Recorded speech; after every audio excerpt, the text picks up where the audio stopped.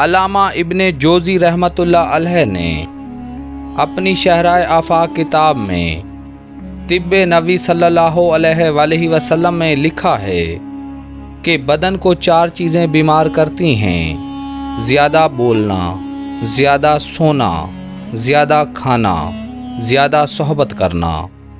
زیادہ صحبت کرنے سے بدن کمزور ہو جاتا ہے، طاقت کمزور پڑ جاتی ہے اور بدن کی رطوبت سوکھ جاتی ہے۔ یہ پٹھوں کو ڈھیلا کرتا ہے۔ اس کے نقصانات کا اثر بدن کو پہنچتا ہے اور خاص کر دماغ کو بہت نقصان پہنچتا ہے، اس لیے کہ روح نفسانی غیر معمولی طور پر خارج ہو جاتی ہے اور منی کے زیادہ خارج ہونے سے اس میں اکثر کمزوری پیدا ہو جاتی ہے، اور زیادہ صحبت کرنے سے جوہر روح کا اکثر حصہ اس سے نکل جاتا ہے۔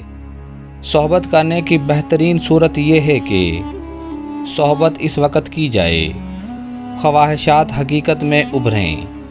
ایسی لڑکی سے صحبت کرنا مقصود ہو جو انتہائی حسین و جمیل، نوخیز ہو اور لڑکی حلال بھی ہو۔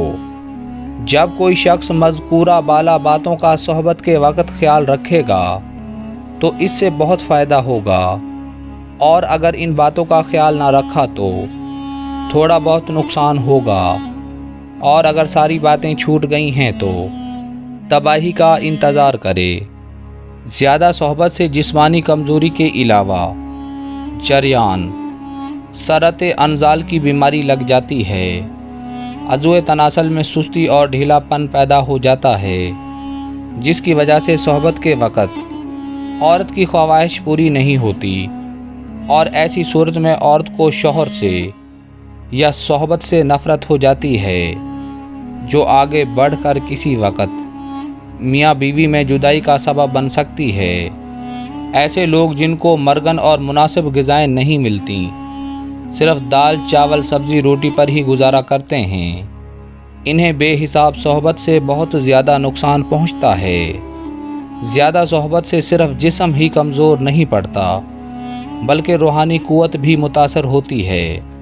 اس لیے ضروری ہے کہ شروع ہی سے اپنی جنسی خواہش کو قابو میں رکھا جائے تاکہ آخری عمر تک جنسی قوت باقی رہے اور وہ ہمیشہ اپنے اندر جوانوں جیسی قوت محسوس کرے۔ ایک بہت بڑے حکیم کا قول ہے کہ منی تمہاری آنکھوں کی روشنی ہے اور تمہارے بازوؤں کی سختی ہے، تمہارے پیروں کی مضبوطی ہے، اس لیے اس کو بیکار خرچ کرنے سے حفاظت کرو، کیونکہ آنکھوں، بازوؤں اور پیروں کو صحت کی حالت میں رکھو، اس کو ضائع کر کے اپنے آپ کو تباہ و ہلاک نہ کرو۔ زیادہ صحبت سے قوت با کمزور ہو جاتی ہے اور پھر آہستہ آہستہ آدمی بیوی سے صحبت کرنے کے قابل نہیں رہتا۔